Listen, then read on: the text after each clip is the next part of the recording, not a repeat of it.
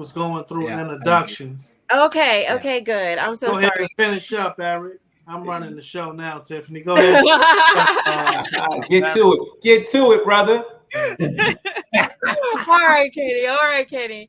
So I think I've got. You're doing a good job. Hey, Sunshine, we don't even need you. Oh no! Wow. Okay, I'm gone. But I'm gone. You've been replaced, Tiffany. All right. Okay, so I think I've got everything straight. I think I'm good to go But here. I was just gonna finish up saying. Go ahead. All right. Go ahead, Eric. I was just gonna finish up by saying, like, I'm big in the church. I really like outreach. I think what the topic we're going to talk about is going to be huge for me, and I'm really excited to hear more about the program, hear more about the outreach, the people that you're trying to, help and initiate these systems. I think that we're not doing enough throughout the country to do more for people. So I'm really excited to hear, everything that your organization is about. Thank you. Thank you, Eric. So Kenny, let's go ahead and get into it since I'm just all over the place right now. So I appreciate y'all's patience. Kenny, I would really like for you to kind of start off and tell us what Freedom Fighting Missionaries is and what your mission and purpose is. And then I want to talk to you about what motivated you to start Freedom Fighting Missionaries. Thank you. And I am Kenny Robinson, the founder and executive director of Freedom Fighting Missionaries, a 501c3 reentry organization based in Charlotte, North Carolina, where we serve justice-involved individuals, their families, including men and women who are exiting jail and or prison. And this work derived from my own lived experience here in Charlotte, North Carolina, after serving 10 years and being released here in 2012, and set out to figure things out on my own with little to no basic resources to begin a reentry journey, and on a pathway back to prison, not by no crime being committed other than to send a man out and to the world with nothing, only the clothes on his back. And that is what compelled me to push forward and fight to get myself in a position to take care of myself and my children. And once I was able to do that, it still was on my heart to go back to assist the community. Okay. So I know that the last believe the last few days, if not about the last week or two, you've been posting about you getting out of incarceration and kind of what started your journey. And so I'm really curious to know, when it comes to getting out, what does that look like for someone that is getting out of incarceration when you got out versus now? So when you got out, were there any resources? Was anybody putting anything in place for you before you were released? What did that look like for someone that was getting out back then when you got out? I got out in 2012, and what that looked like then and what it continues to look like now across much of the United States of America, despite our efforts to fight for real change. What that looks like is similar to what it looked like in 1865 when slavery ended, and men and women and families were all of a sudden released and told to figure it out on their own. So some over 200 years later, in the one area that is still within the Constitution of this country, the 13th Amendment, which gives governments the right to treat those with a felony record as less than a man. We are still continuing to be released with nothing, no $4, no mule, no basic means of survival. Basic means of survival include things like identifications, food, water, clean air. You're free now to go. Yeah, you got safe, safe and affordable place to stay, meaningful and sustainable employment, and or a pathway to upward mobility. And those are the things that I faced in 2012 when I was released.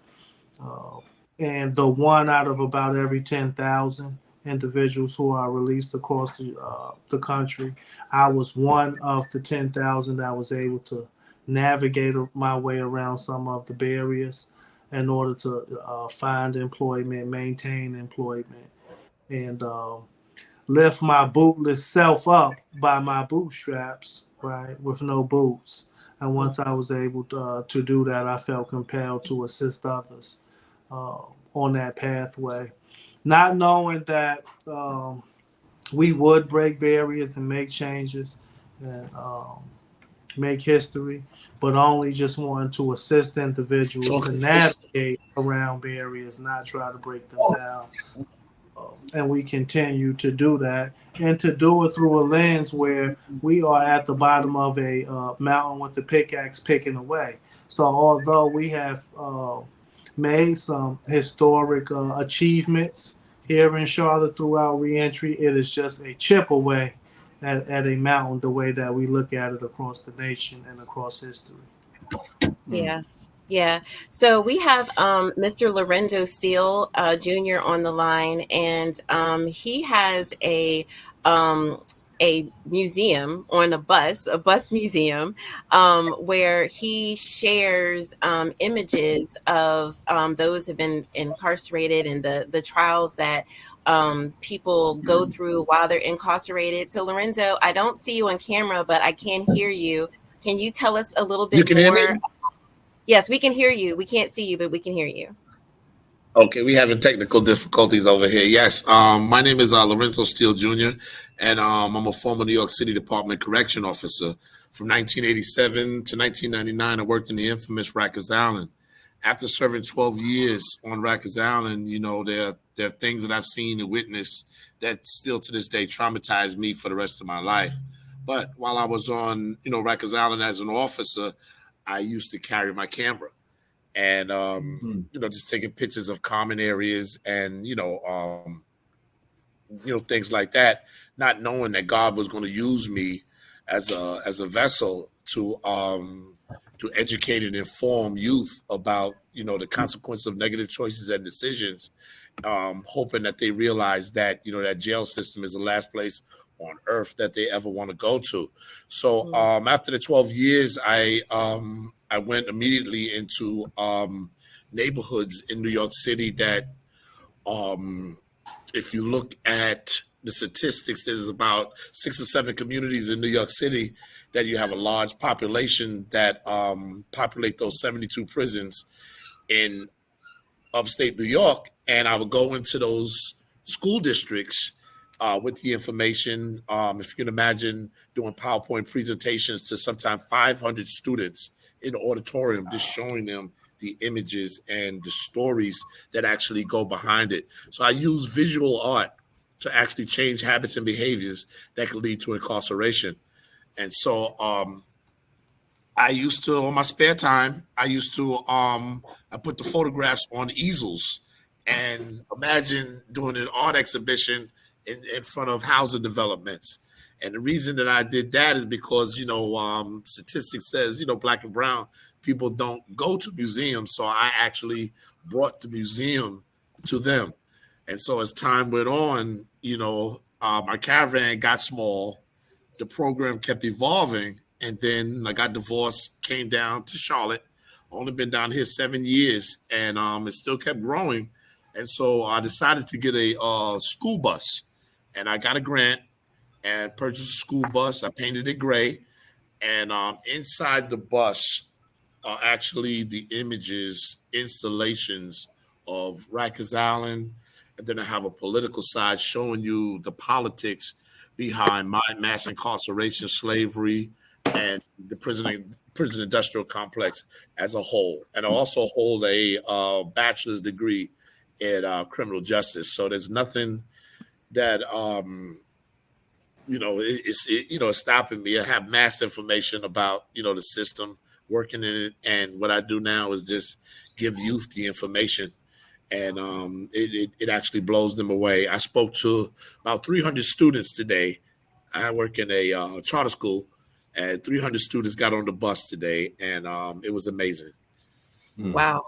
That is amazing. So I just met you over the weekend, and when I met you, I immediately thought about the interview tonight with Kenny, and so I wanted to make sure that I connected the two of you because I think it's pretty obvious how the two of you would be able to work together, and y'all would be able to support each other's work, but also because I just really think that what both of y'all are doing is really, really important to our community. I am working currently with DJJ and the juveniles in Mecklenburg County, and I'm working with them to help them with reintegrating back into the community. And before that, I used to work with reentry adults and putting them through school, mainly CDL school and like HVAC and so forth, to help those that were coming out of incarceration be able to provide for their families. And I just thought it was horrible, the different stories and the different narratives that I was hearing from the men. It was mostly men that I was helping send to school, and they were saying that, you know, they were either homeless or they had to live with family because they couldn't find a job. And, you know, they were just telling me about the woes of getting out of incarceration and the lack of resources. They just open a door, give you your personal belongings, and that's it. And it was just something that I didn't understand. I've never been in that situation before, God willing, but I also just really felt a deep need to be able to help the reentry population. And so that's something that I've been pretty passionate about, and one of the reasons why I connected with Kenny to begin with. So Kenny, I just attended your gala a few months ago, and you were celebrating a really big accomplishment. Can you tell us about that accomplishment? That gala was a culmination of accomplishments, not just for myself, for us at Freedom Fighting Missionaries, but for our supporters who have supported this work since 2020. Many of them $10, $20, and $30 at a time, where we were celebrating the fact that we have made it to the point to construct and build our own housing that is specifically for justice involved individuals and their families. Something that again has never happened before in Charlotte, North Carolina. And you know, as I'm speaking, you know, I'm always acknowledge our achievements and accomplishments, but I'm also mindful to not let what we see as crumbs seem as though the community, the government, banks, foundations have supported this work in a meaningful way. So we did want to bring together the few, and although we had 532 people in attendance, I still consider that the few people in the city of close to 2 million who have shown clear and concise concern for a population of people who experience homelessness, who experience death, experience poverty at a much higher rate than the rest of the general population. Um, and you know, I agreed to come on the show tonight to express those things, right? Mm-hmm. Not in anger, not in passion, but in clear data. It's not my data.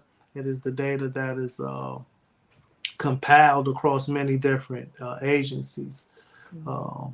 And although we advocate strongly, our mission statement is for criminal justice involved and formerly incarcerated men and women. It has now gotten to the point to where those things have become so extreme, and the lack of valuable resources so bad that it is now in our children. Right? And you know, that will just continue a cycle that I went through and that many others went through. Where right now in the city of Charlotte, currently in the CMS school system, there's 5,018 children who are currently homeless, accounted for as homeless, and in the McKinney-Vento system for homelessness, where 76.9% of those students are Black. So that means 3,717 of our children are currently experiencing homelessness, where their parents and caregiver have a barrier to upward mobility that is a criminal background, and that is generational poverty. So out of that 4,815 students last year, 5,018 now, 193 of them are white, right? Which signals to us in the city of Charlotte and Mecklenburg County that, in fact, we are doing something right when it comes to homelessness and when it comes to addressing people who have barriers, because we are successfully at a 4% homeless rate amongst white families and children in Charlotte and Mecklenburg County. So we have proven that we can address homelessness, right? If only 4% of homeless children in Mecklenburg and CMS schools are white, we're doing something right.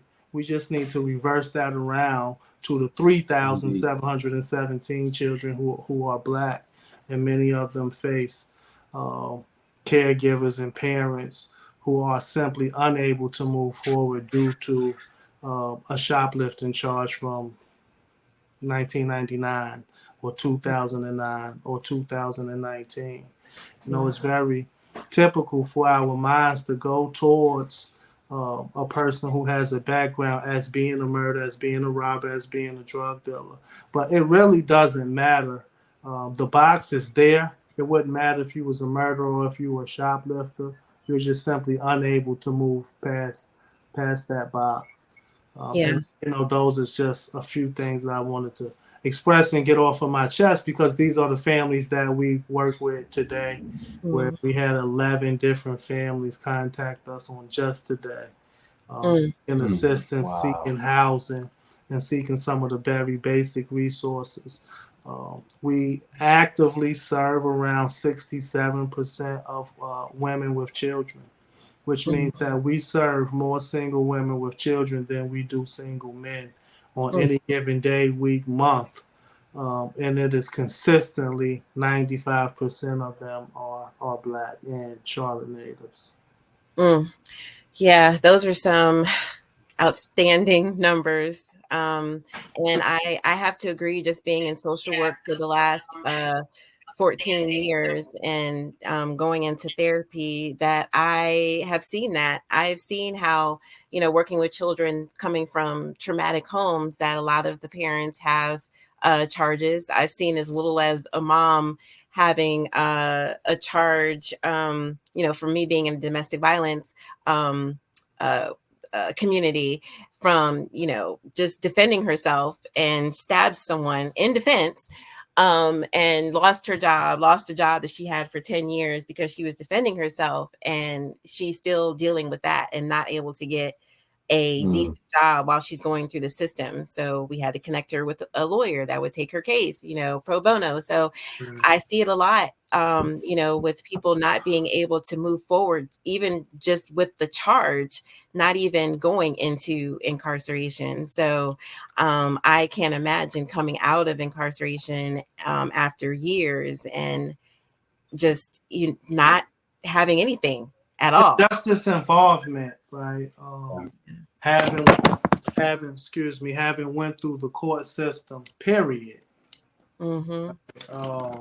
Not necessarily having very.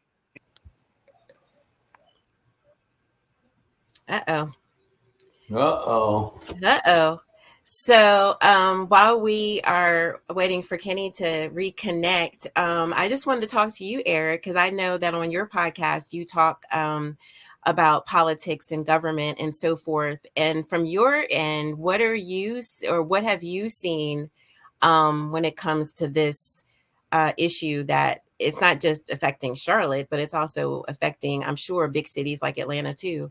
What is your take on the prison system and, those that are getting out of incarceration?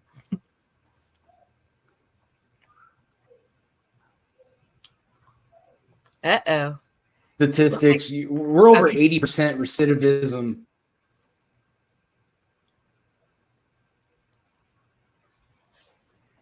But I mean, we're at Eric, you over frozen? 80% recidivism federal. Come on, man. I might be. It's doing something. Trying to get my camera adjusted on this lab. Yeah, Eric, we don't have bad weather here, man. You okay? It's It might be Yeah, Tiffany's connection. It I should don't be know. working. It's sunny out still. not me. I'm good now. Well, we got to get we need an IT person. I know. It looks like it. It looks like it. But I can hear you, Eric. Go ahead. Am I back? Can y'all hear Yes. me? Okay. You Yes. are. Sorry about that. My whole camera fell and it's on the stand and everything. Oh, goodness. Well, Eric was speaking about his podcast. He talks about government and politics. So he was answering my question about what is his take on the reentry and justice involved crisis that we got going on. Please share that with us, Eric. Yeah, I just see, when we're looking at crime statistics on the federal level, especially people coming out of prison, we're at over 80% recidivism rate for people within 10 years of being released from prison. That's astronomical. And it's just like what Kenneth, said, there's the resources are just not there. And then you throw in the privatization of prisons. And so you lose government funds that way as well, because the government's not giving that money out to the private prisons like they would a state-run prison. So you have all those factors, and then when you look at, I look at all these politicians going on. It doesn't matter what side of the fence you're on, Republican, Democrat, Independent, Libertarian. It doesn't matter. Every single one of them shows up on an election cycle, and they show up to the Black communities, they show up to the brown communities, they make 1,000 promises, and they deliver nothing. So that is a very big thing that we need to address. Like, if you're going to make us a promise in this community that's potentially an at-risk community that has issues, like real life issues that are in need of some leadership and some resolve, if you're going to make those promises, you better deliver, because the people in these communities are waiting on leadership. They're waiting on someone to say, we're going to come in and we're going to provide resources.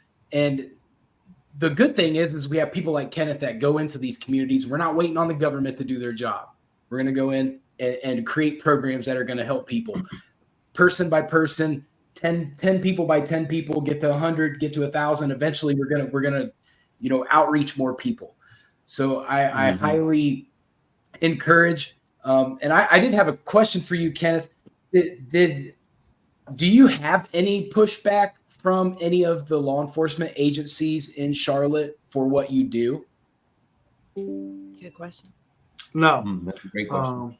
In fact, one of our biggest supporters is the sheriff here in Mecklenburg County, Sheriff Gary McFadden, has been very supportive of our work and has created programs within the detention center to ease the strain on organizations like ours. He is one of the most progressive sheriffs in the history of this country when it as it pertains to reentry and second chances.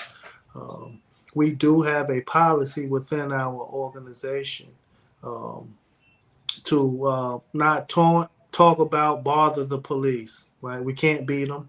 Right? They're a very powerful brotherhood and force, and we leave them alone, and they leave us alone. Right. But we try to stick to that. Again, the detention center and the sheriff's office have been very supportive, and the CMPD have been very neutral, and that is a win for us, right, in our community. Not that they oppose or go against any of the work that we Absolutely. do, but they have their own programs that's designed to do community work. And reentry just simply isn't one of them, and that's okay as long as they are not trying to create additional um, barriers for us. So we are one of the more blessed communities that we do have the support of the detention center and our sheriff. Tiffany, I have a question from some of my viewers. Sure. So what is one of the solution? What is one solution that you think government entities can implement immediately without bureaucracy if they really wanted to? They could issue direct funding to multiple reentry organizations on the government level and a community-based organization. Billions of dollars just went into the last bill, Eric. I'm sure you was following that, and it is heading to Ukraine and Israel. Billions of dollars. Billions. So the money is there. We Yep. print money. Infrastructures are there with community-based organizations, even government reentry programs. But we would need direct influx of funding similar to what is leaving out of the country today to never return. That's a good question. Absolutely. Did you have any other questions, Terry? There you go with that again. I'm telling you, sorry, like, I you need agree two with cards. You're never Two gonna. cards. Like, it's too many people watching this, Tiffany. Yeah. You need two cards. Kenneth, quick question for you from my perspective. This is two questions, two-part. One, how long were you incarcerated, if you don't mind me asking? And the second part is, what was the crime you were accused of? I did 10 years in federal prison on a bank robbery conviction after 2 trials, which means I went to trial, had a mistrial in the first trial, had 1 juror to not vote for not guilty, and they tried it again. I mean, you're talking about a federal system who has a nearly 99% conviction rate. So if they elect to try you again, then it's no holds barred. And that was my first time out, first time to prison, and got 10 years. In fact, I got an extra 3 years for the criminal history that I did not have, right?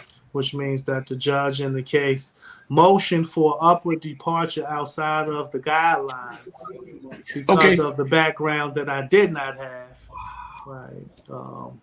And stated that my criminal history points didn't truly reflect the seriousness of the things I had been involved in the past, and gave me an extra 3 years for the record I didn't have.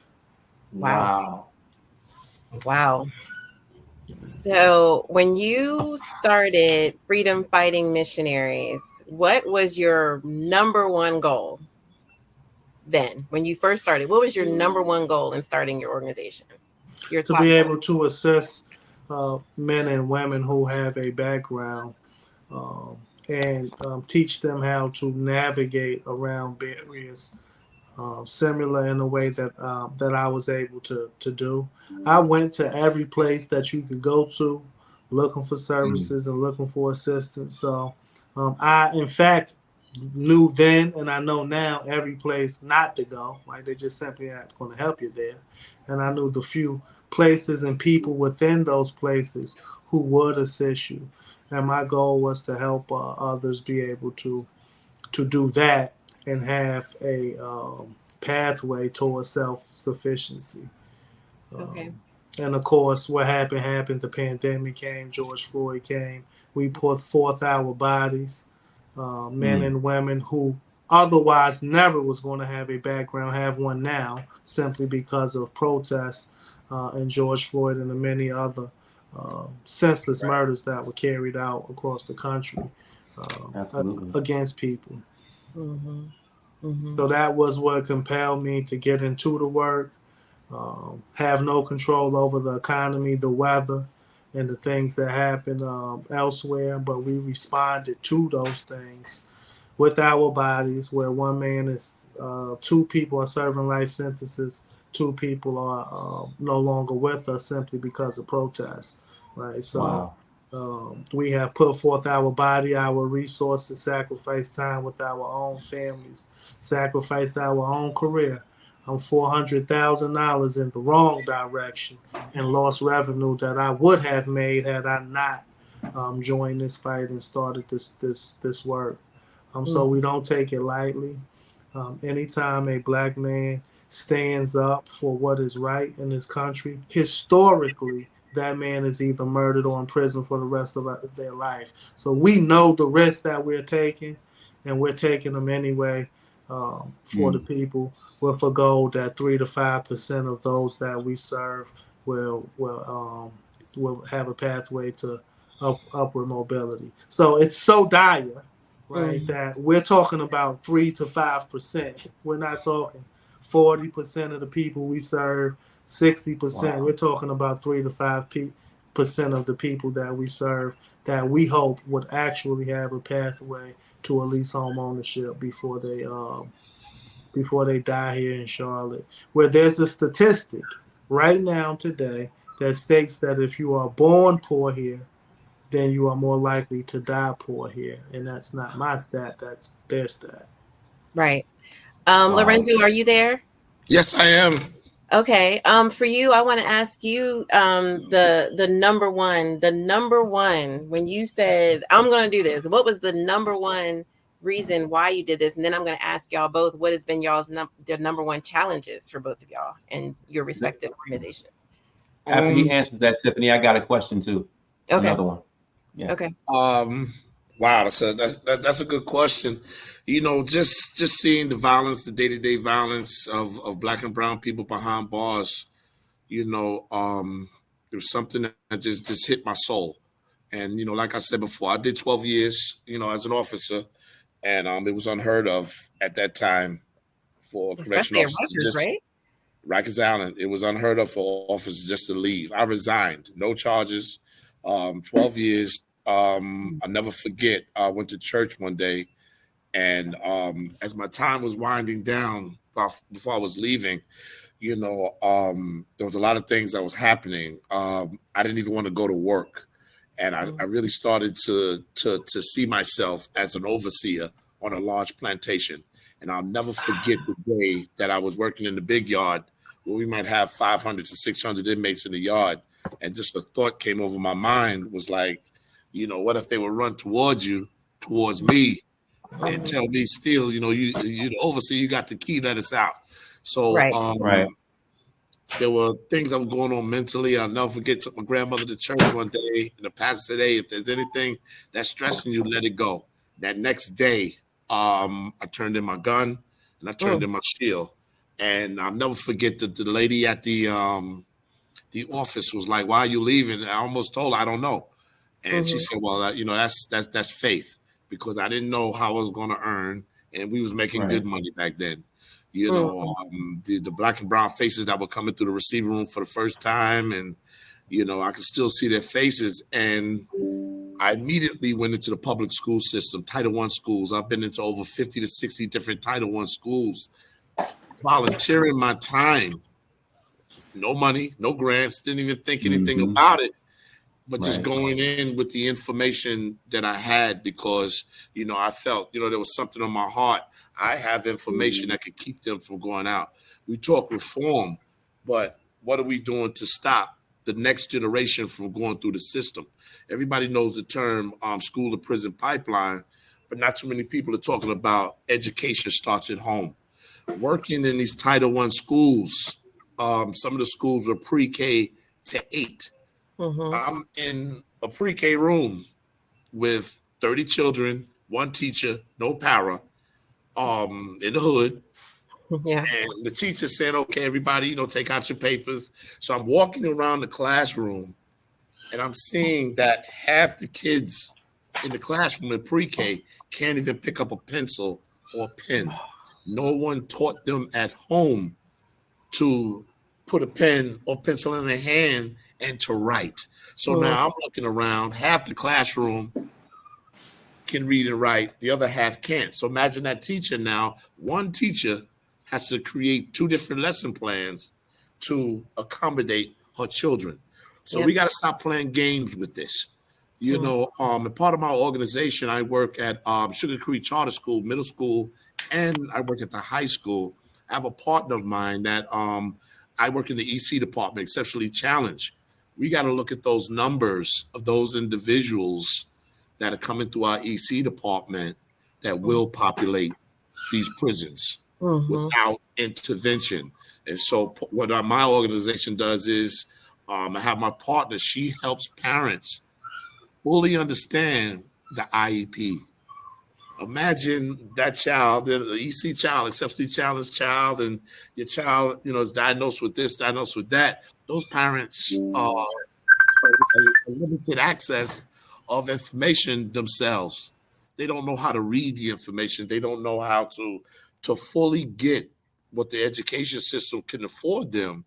So what we do is we create a system where she sits down with the parents to let them know this is where your child is at. This is where you need to be to get your child to where he's at, because they're just pushing these children through the system. I have a 16-year-old child that can barely read. Yeah.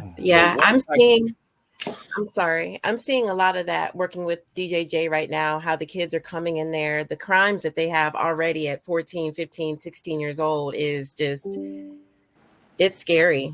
Yeah. It's scary. Go ahead, Terry. So the question I have is, it's actually good that Lorenzo came back in because it's primarily for him.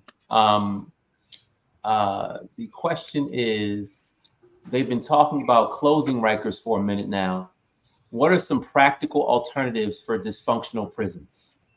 Dysfunctional prisons, you got to get into oxymoron, I know. Let's say deeper. You got to look at the Rikers Island is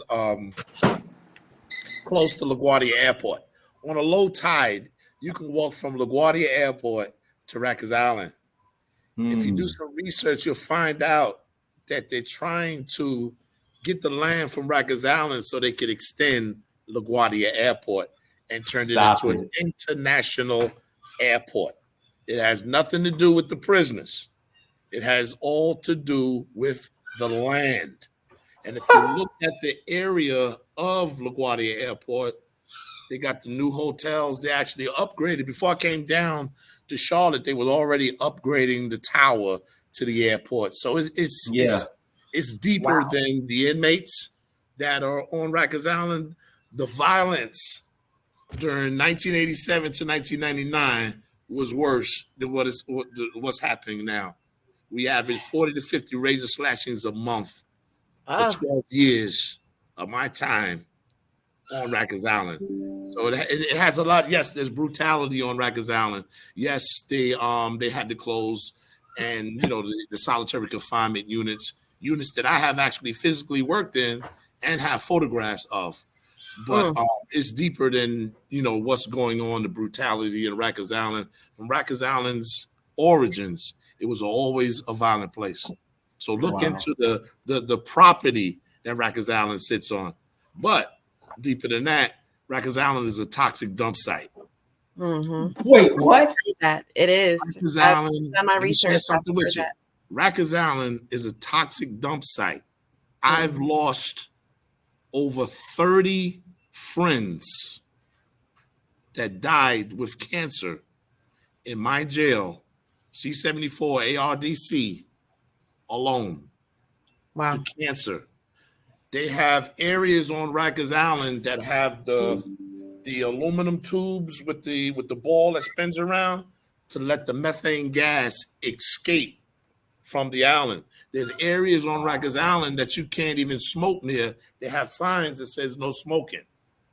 Wow. There's a whole lot of things that are going on Rikers Island that the average person does not know. But I've lost over 30 friends.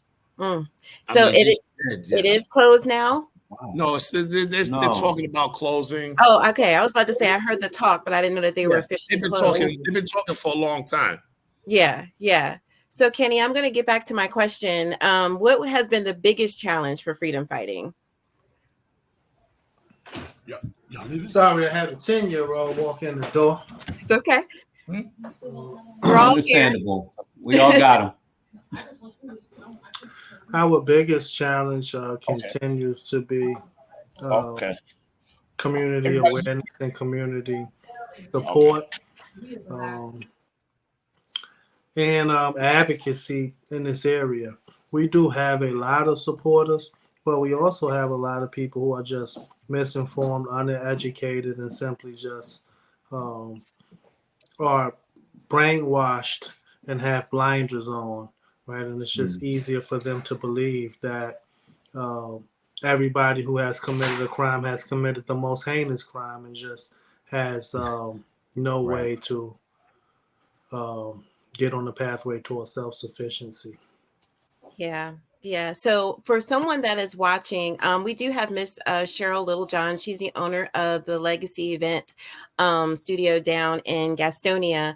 And I believe this was for Lorenzo. She was asking for me to connect her with you, Lorenzo. She has a nonprofit that works with teens. And so she would like for me to connect you to her. So I will make sure that I do that. And so for those that are watching and for those like me who really believe in the fight that both of y'all are doing, how can someone like myself or Gray or Eric or other people that are watching, what can people do to help this crisis of those that are re-entering into the community to be able to have what they need? What can those that are listening do to help this situation right now? What is needed from the community first, and then I'm going to ask what is needed from lawmakers.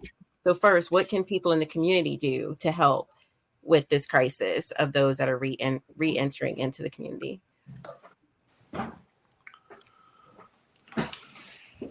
And that's for Kenny or Lorenzo or both. Go ahead, Lorenzo, you go first.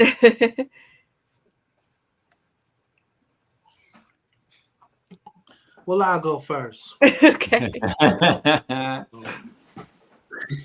The biggest thing that's needed from the community almost supersedes the work that we're talking about and almost becomes spiritual, where first just begin to love your neighbor, right? And in order to love your neighbor, you'd have to know your neighbor, right? And not want to be separated from your neighbor. Mm-hmm. And then once you begin to do that, then you'll want your neighbor to thrive and be able to benefit from everything that everybody else does on the pathway to self-sufficiency and upward mobility. So we are constantly trying to educate the community that you are much safer if those who come from poverty and those who have been convicted of committing a crime are able to obtain sustainable employment, are able to have transportation, are able to drink clean water and breathe free air, and are able to have safe, affordable housing.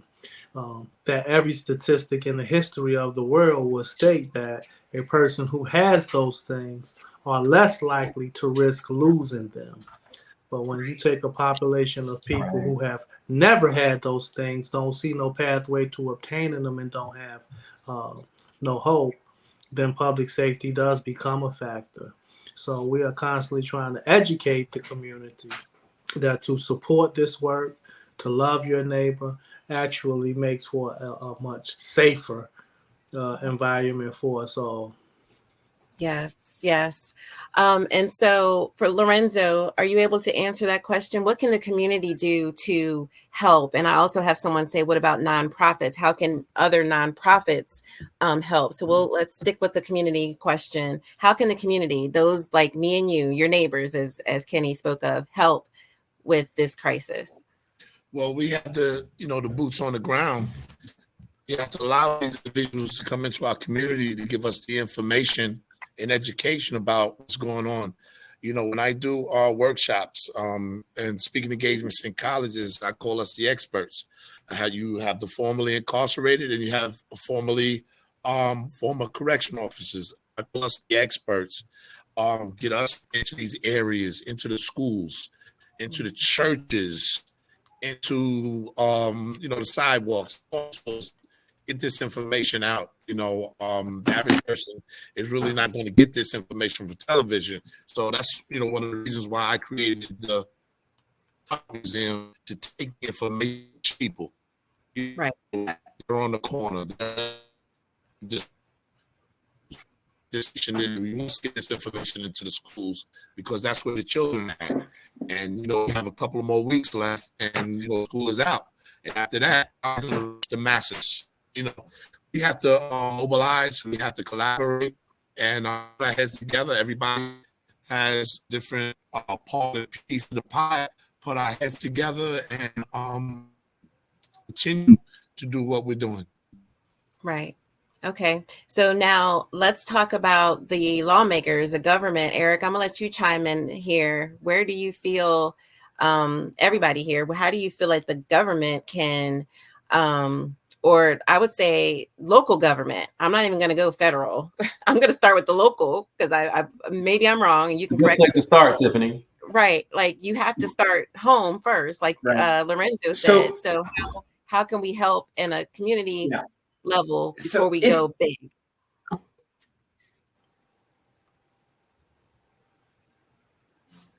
So the issues are there. It's a demographic issue versus resource issue.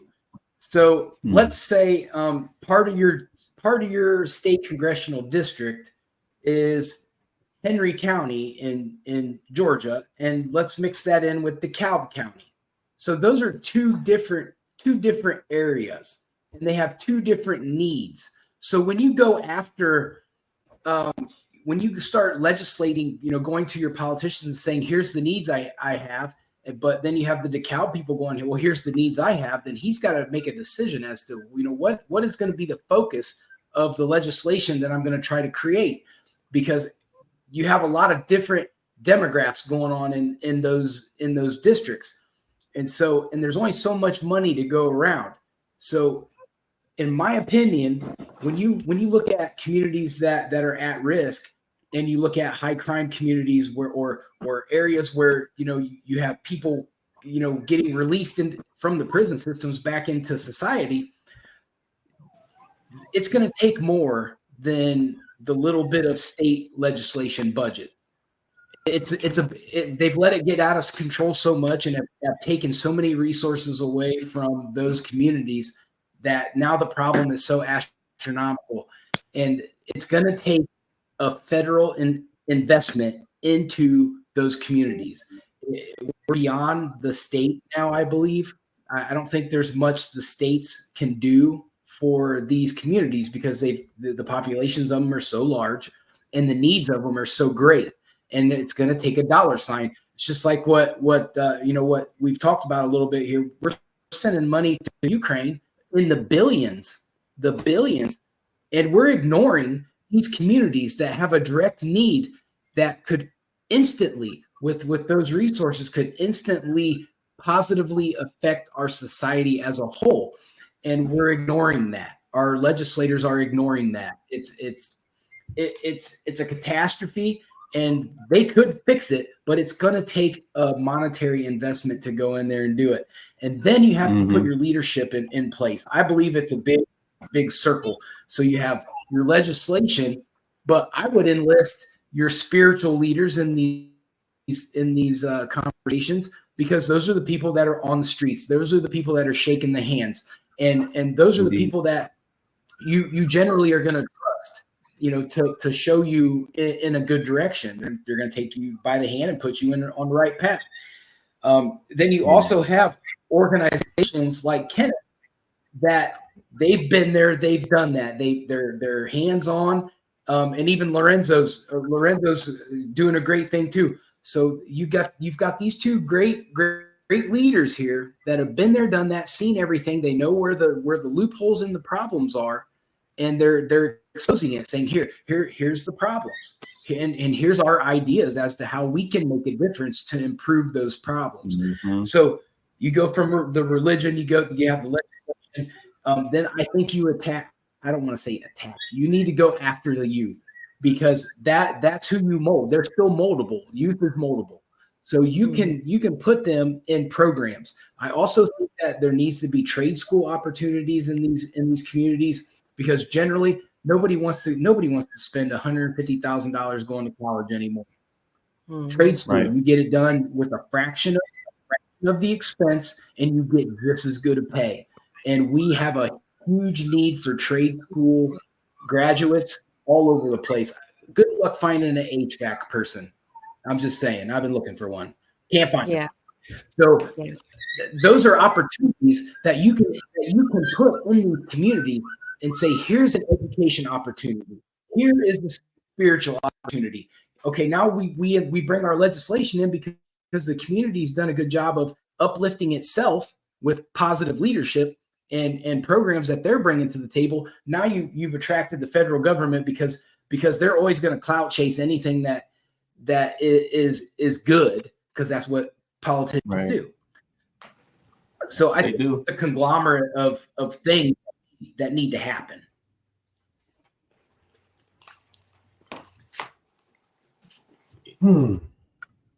That's a very well researched position that you're taking there, Eric. When you look at, I spend all day looking at this stuff. Absolutely. Yeah, that was some really good stuff, Eric. So I was thinking about what between what you were saying and then what Kenny was saying, and about, I want to say that I agree with you to an extent, Eric, when you said that it's more about, legislation and, having to go to federal level versus the resources, because based on what Kenny said, the resources are there. It's just they're not being shared. They're not being, circulated. They're going to who they want to make it versus, those that really, really need it. And just in the last 10 years of being in social work, I've seen that there are more employers that are giving jobs to those that are, in reentry programs. They're giving jobs. There are free trade schools out there. I work with one very closely with my DJJ. I went out and I found him, and I use him regularly for my clients.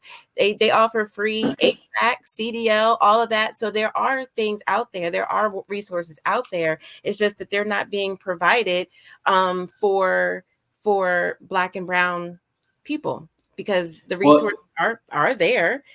So I feel like that's another issue that has to be addressed, is those people that are in place to provide it that are not providing it.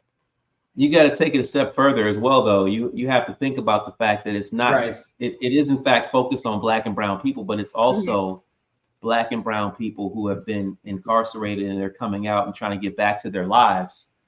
And their lives are they're in the process of restarting, and they have to fill out a job application, and they're going to ask, do you have any felonies? Do you have any priors? What have you? And now it's a matter of, regardless of your skill set and what it is you can and can't do, they don't want to take a risk on impacting their customers and their clients with a felon who may not have been rehabilitated.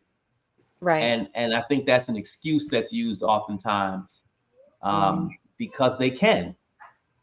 Yeah, because if they have somebody without a charge versus somebody that does have a charge, regardless if the person with the charge has the skills or not, they most likely are going to, which is wrong, but that's the reality of the situation.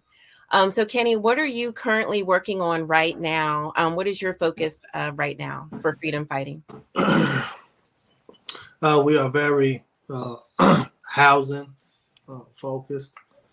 Since we are developing our first development, that is our main focus. We also became the first reentry organization in the history of Charlotte, specifically for justice involved. families.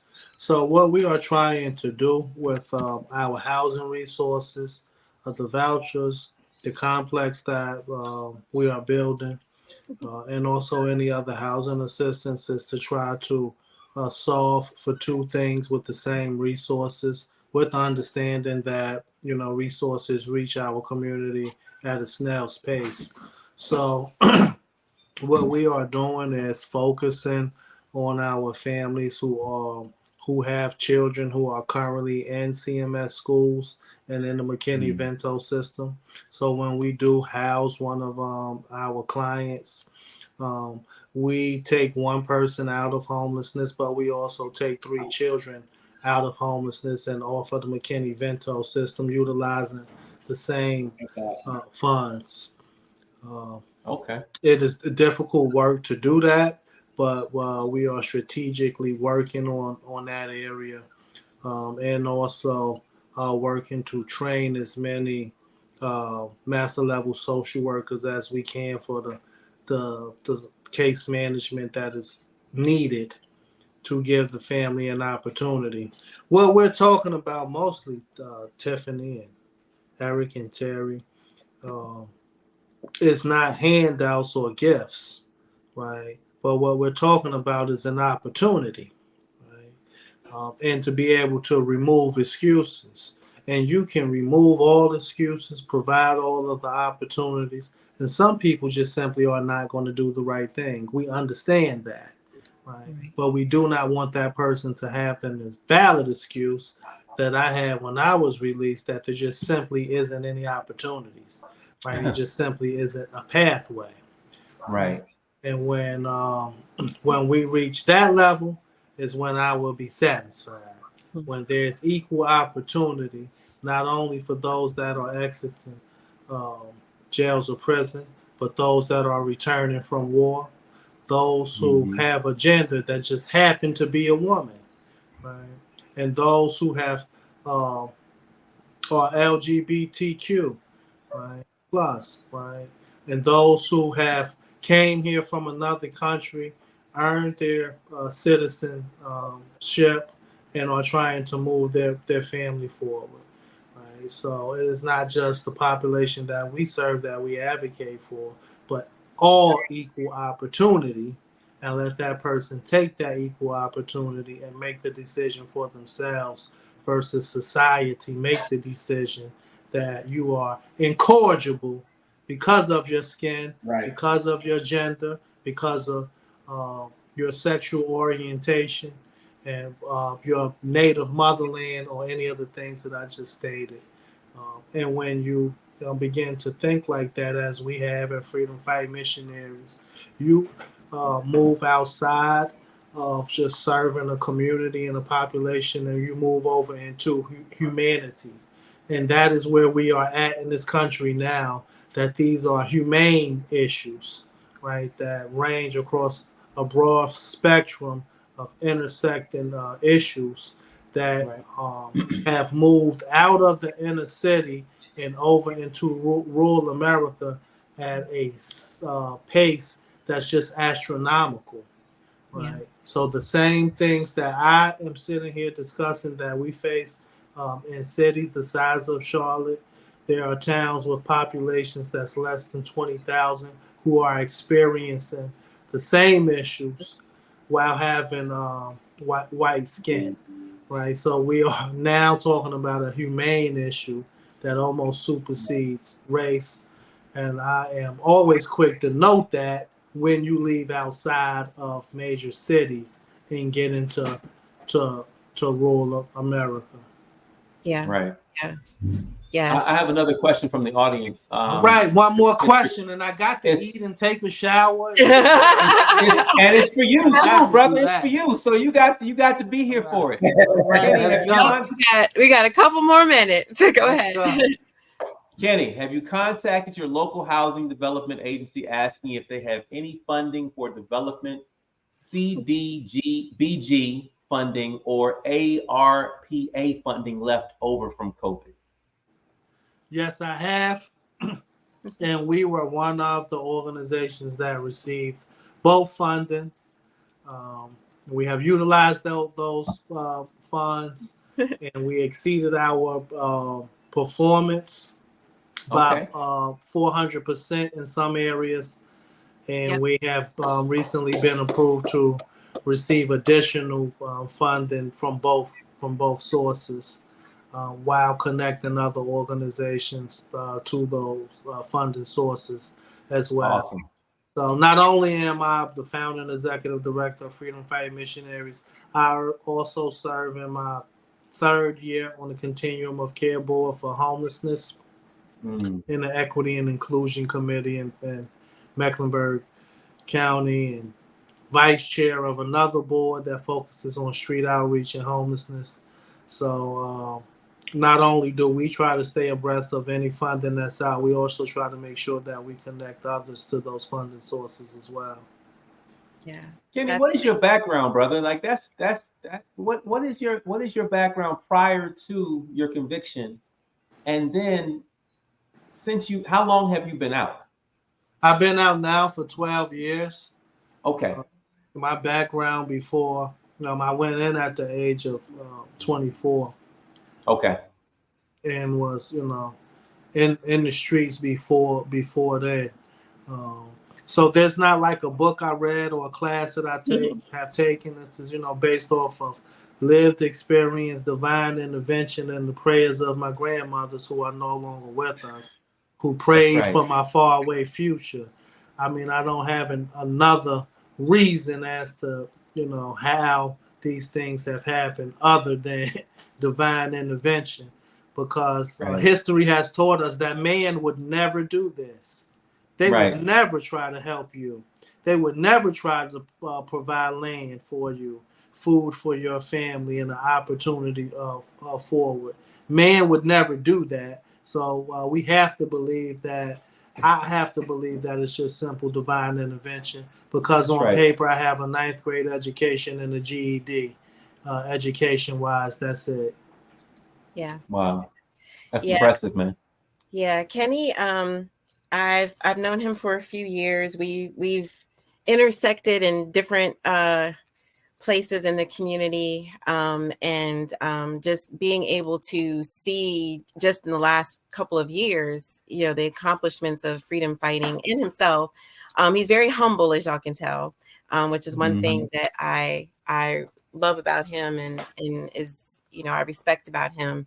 And I'm just really, really proud that he is continuing this work. It's something that, again, I'm very passionate about. So I was very excited that he was able to make the time to come on the private room to share, especially with, me now working with the juvenile system, and just seeing firsthand what what the youth are going through on that end. I've dealt with adults for years, but just to see the children going through the system has been a completely different experience. And I just really, really think that we need to get into the schools more, and get into the rec centers more, and the churches, as somebody said earlier, because our kids, they're going through so much. The young man that I'm working with right now, he told me he's lost 7 friends, and he's only 15 years old. 7 friends. Oh, wow.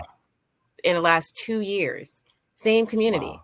And I'm just like, for a 15-year-old to lose 7 friends to violence, it's so much our kids are going through, and it's just a lot. So Kenny, thank you so much for coming on and sharing Freedom Fighting Missionaries, and sharing your journey and what you're doing and what the needs are, because it takes a community. They say it takes a village, but I'm going to say it's going to take a whole lot more at this point, not just a village. It's going to take much, much more than that. And I'm very appreciative of you for staying in this fight, because it's not one that is easily met or easily faced. So I appreciate you using your story to uplift people, to help people.